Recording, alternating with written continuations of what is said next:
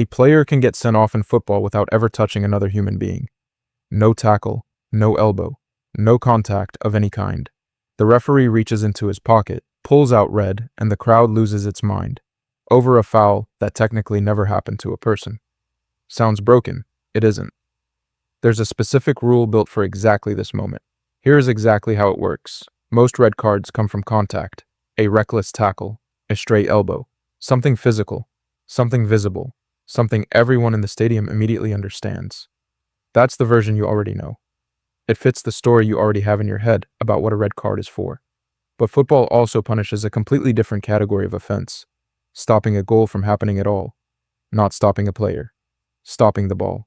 And the most famous version of that offense involves a hand. Here's the mechanic. If the ball is heading into the net and a player uses their hand or arm to keep it out, deliberately, the referee doesn't just award a penalty. If that block denied what would otherwise have been a near certain goal, the referee can send that player off. On the spot. No prior warning required. No prior yellow card needed.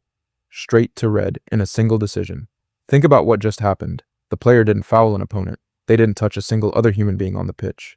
They touched the ball, and that alone was enough to end their afternoon, reduce their team to 10 men, and hand the opposition a penalty on top of it. Here's the why, and it's simpler than it looks. Football doesn't just protect players from dangerous contact. It protects the goal itself, as an outcome.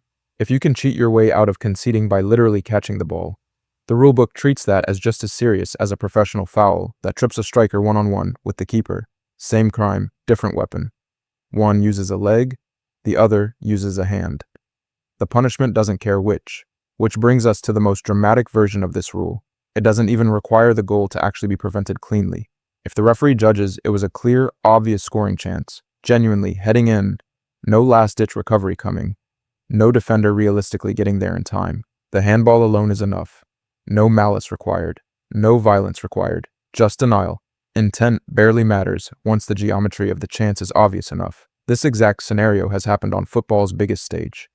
A World Cup quarterfinal, the ball drifting toward an empty net in the dying seconds, and a defender simply reached up and swatted it away with his hands. Everyone in the stadium understood what they'd just watched before the referee even moved.